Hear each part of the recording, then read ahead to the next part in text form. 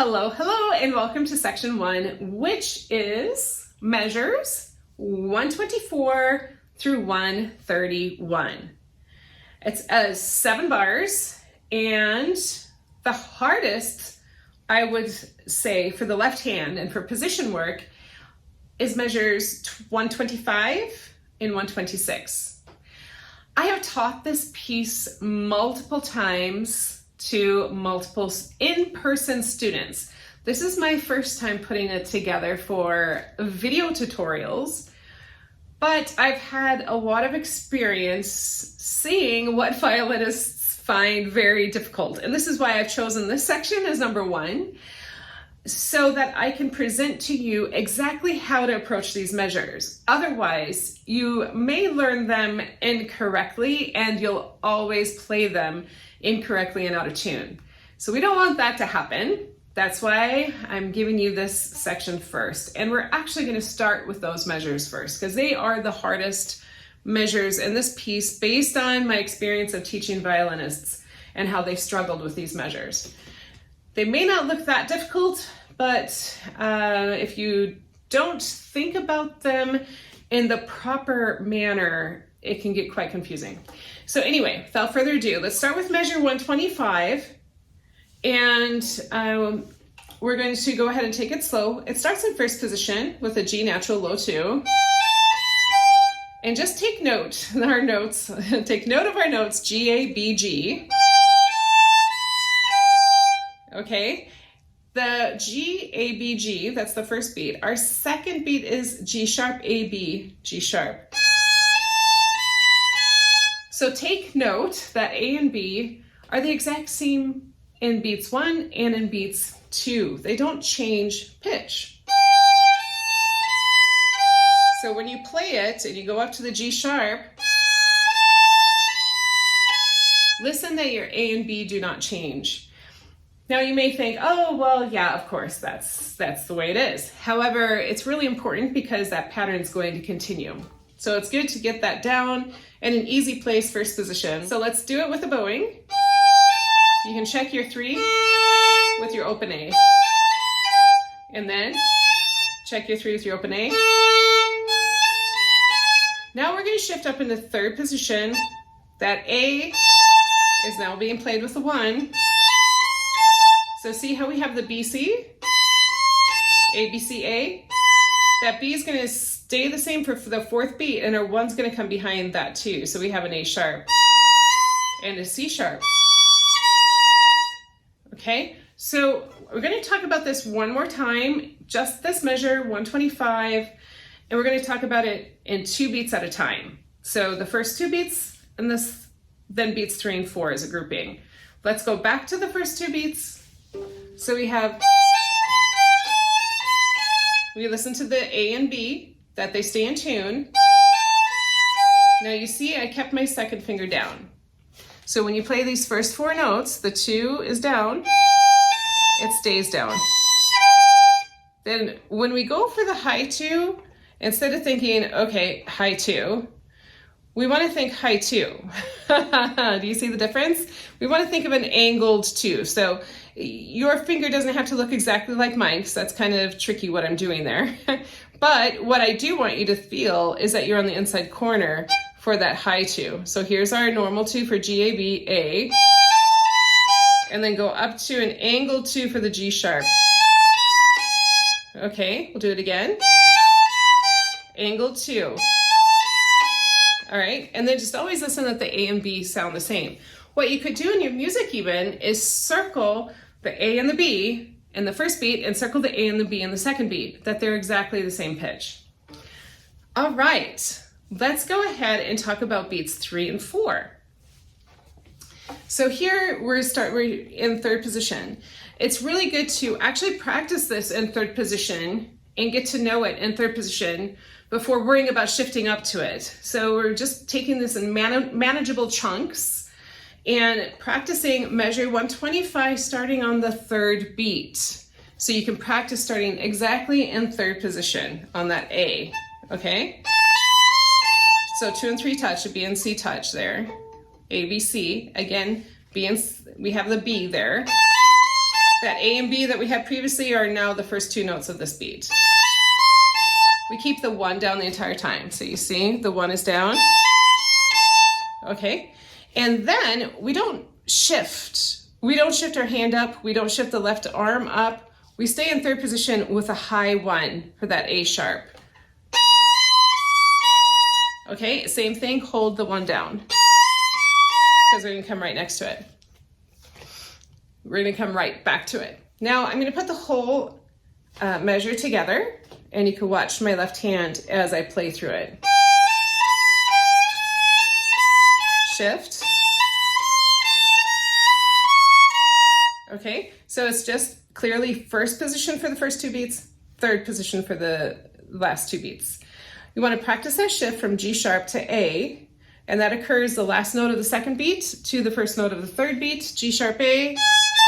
Just play it in first position first, and then play it with a shift. And just make sure that we don't get too high when we shift up. So you listen to your open A. Definitely check it out. So this foundation is really going to help you to not get sharp as you're playing through this 2-measure passage. If we don't have those checkpoints and just continue shifting up, it will not set up measure 126 properly, and it'll already be out of tune at the get-go. So that's why this measure 125 is very important. We're going to use the same tactics and the same strategy for 126. So 126, let's practice the first 2 beats, and we're starting clearly in third position. Okay, so without shifting up, we're in third position, and our 3 and 4 are going to touch. So our 2 stays down for the B.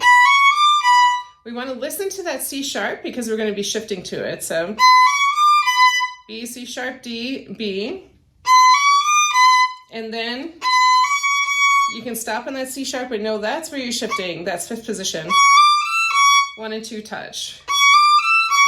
Keeping the 1 down. So you see the pattern here? We always keep the first note finger down. So then in this case, it's a 1.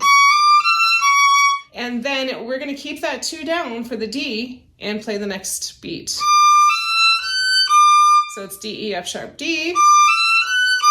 Staying in 5th position, and now all we're doing is we're playing a high 2. Okay, so that is measure 126. Basically third position, shifting to 5th, and staying in 5th position. So measure 126, beats 2, 3, and 4, your first finger stays down the entire time. The reason for that is that you don't creep up and that you stay solidly in tune in 5th position there.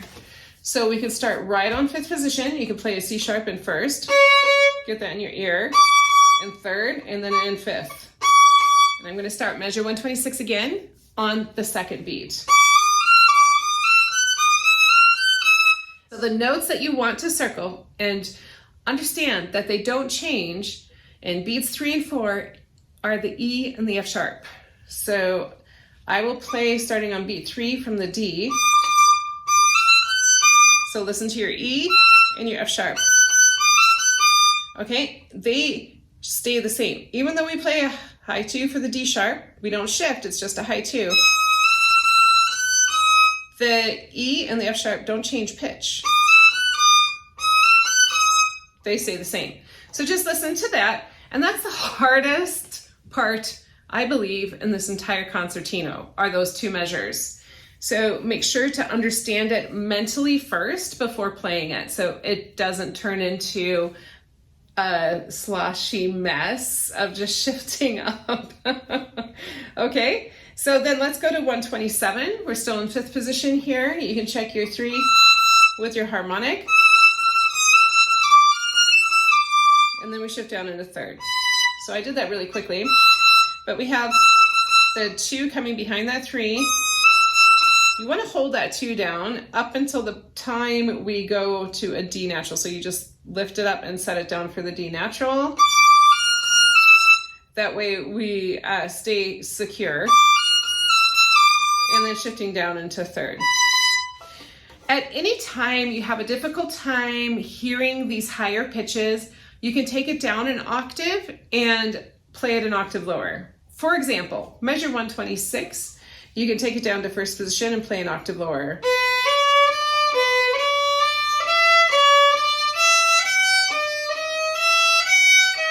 It doesn't matter what position you choose to play when you play it an octave lower, if it's in first or it's in third. Most importantly is that it's perfectly in tune so you can hear it easier when you play it than as written in the higher position. Let's move to the next hardest part of this section, and that's the harmonics in measure 130 and 131. These harmonics are played just on top of the string. So those are the harmonics in 130. It's the second note of 130 is just as you would play a B, but you just set the 4 on top of the string, barely, and you get the harmonic. You'll only get it if you're perfectly in tune. If you're slightly sharp or slightly flat, it's not going to sound. So it has to be perfectly in tune. And then the same with the 3 on the A string. Now, what's kind of tricky about this, besides their harmonics, is that when we play this quickly, they need to sound pretty quick.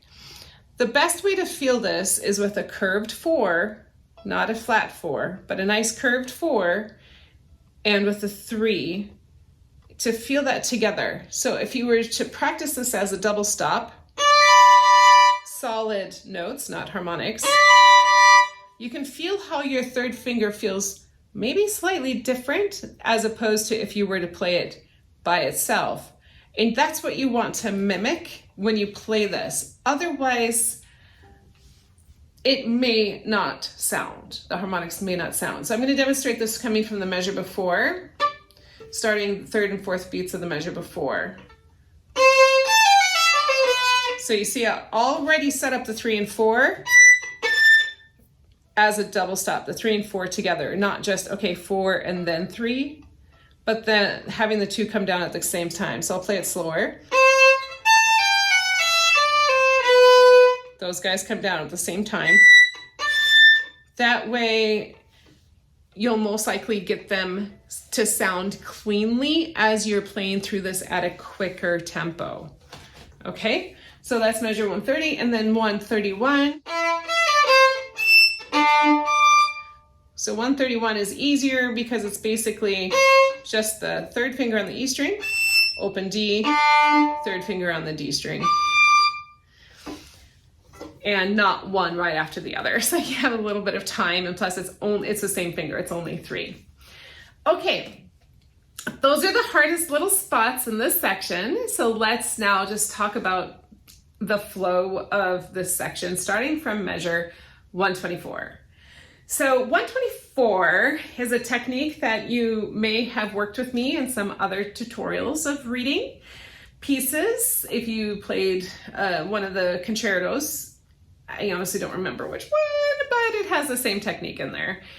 And this is just basically playing across 4 strings. Our left hand is playing a G major chord, so 1 on A and 2 on E. So the fingers stay down the entire time, the 1 and the 2. Okay, if you have any problems with the sounding clearly of each string, practice it slow with hooks.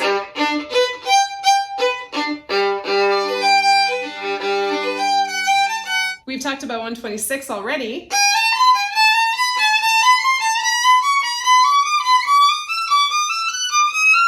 We talked about 127.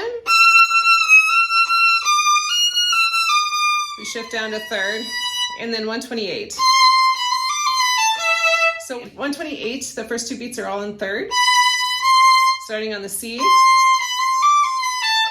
And it's just that scale coming down. So that's another reason why, or like the reason why we practice scales within positions, because it does show up in the pieces. And then again, a scale coming down. And again, but this time we shift into first. We talked about the harmonics. Just be careful of the F sharp to the F natural. In 130, these two harmonics, the other thing just to troubleshoot is the fact that it's up bow. The string crossing is on a down. You want to make sure that your bow is on the new string before you move it horizontally. If it's not, it's also not going to sound.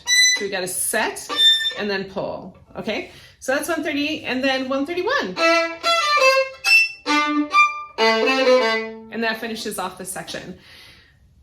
This is the hardest section, I feel, in the entire piece. Let me know in the comments below if you feel the same. And I'll see you in the next video. When you are ready, when you feel like you spent some time on this and you're ready to check out section 2, what I deem to be as the next most difficult section. I'll see you there. Ciao.